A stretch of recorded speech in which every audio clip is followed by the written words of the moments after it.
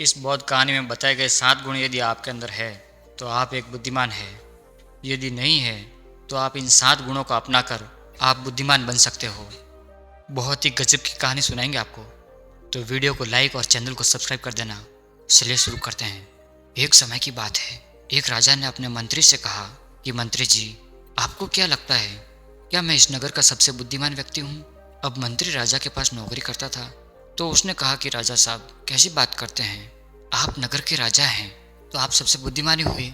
राजा ने कहा, नहीं मंत्री जी, राजपाट तो मुझे विरासत में मिला है, लेकिन बुद्धि विरासत में नहीं मिलती। सच बात बताओ मंत्री जी, क्या मैं बुद्धिमान हूँ?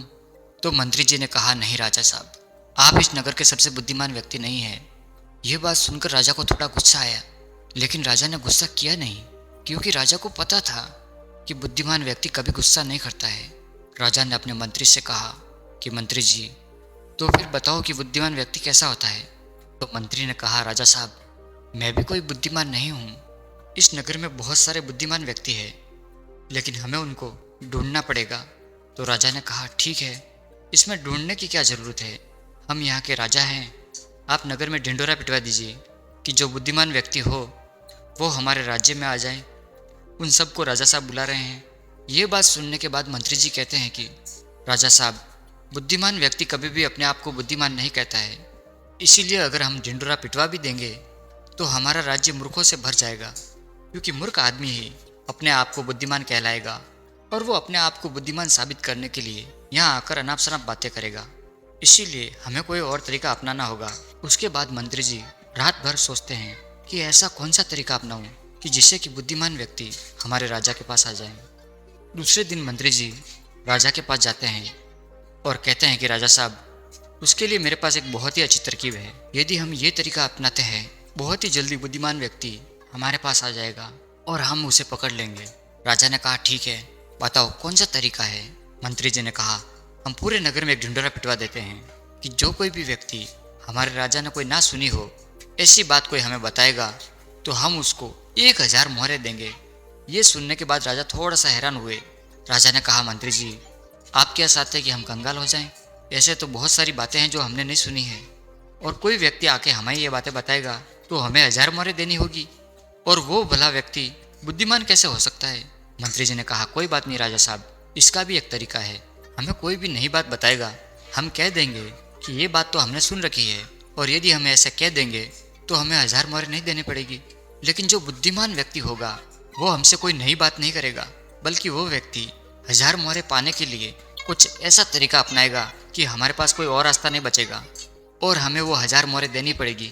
यदि कोई ऐसा व्यक्ति हमारे सामने आएगा तो हम उसे पकड़ लेंगे, क्योंकि वही व्यक्ति बुद्धिमान होगा। उस राजा ने पूरे राज्य में ढिंढोरा पिटवा दिया। अब बहुत सारे लोग आने लगे, नई नई बातें बताते। हर बात को सुनकर राजा यही कहता कि भाई, ये बात तो मैंने सुन रखी है।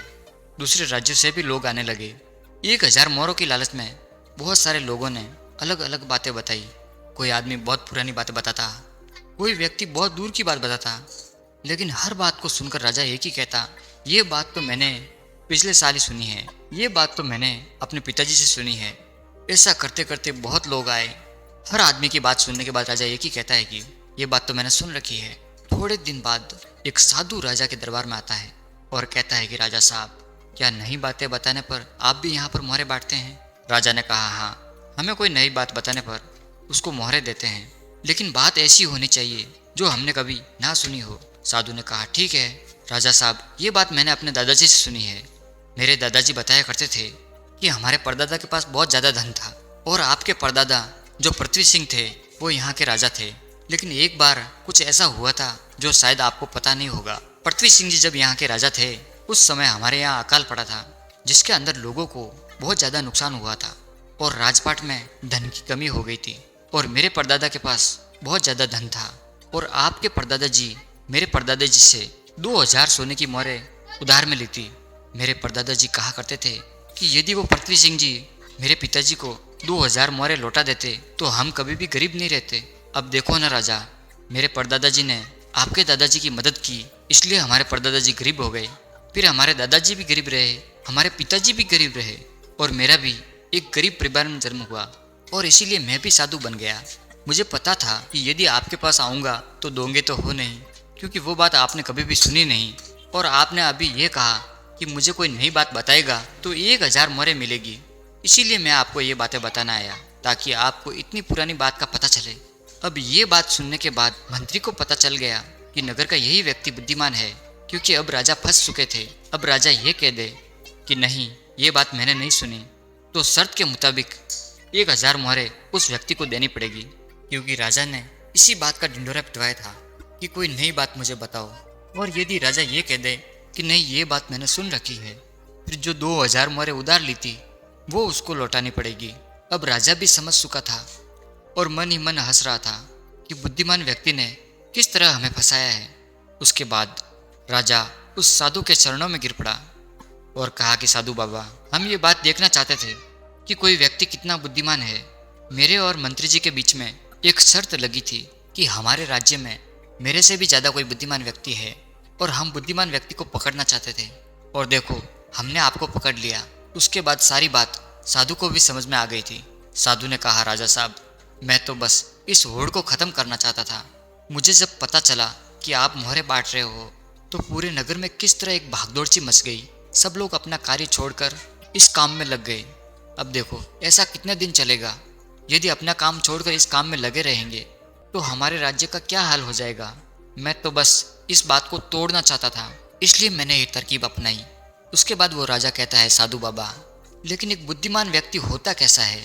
कौन से गुण होते हैं जो उसको बुद्धिमान बनाते हैं? उसके बाद वो साधु बाबा कहते हैं, वैसे तो बुद्धिमान व्यक्ति को पहचानना बहुत ही मुश्किल होता है, क्योंकि बुद्धिमान और मूर्ख व्यक्ति एक जैसे ही दिखते हैं, लेकिन दोनों में बहुत बड़ा फर्क होता है।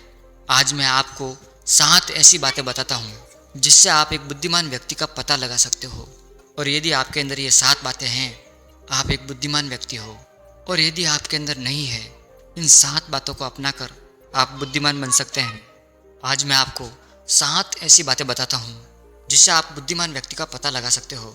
और यदि ये 7 बातें आपके अंदर है, आप एक बुद्धिमान व्यक्ति हो। और यदि आपके अंदर नहीं है, तो इन 7 बातों को अपनाकर आप बुद्धिमान बन सकते हैं।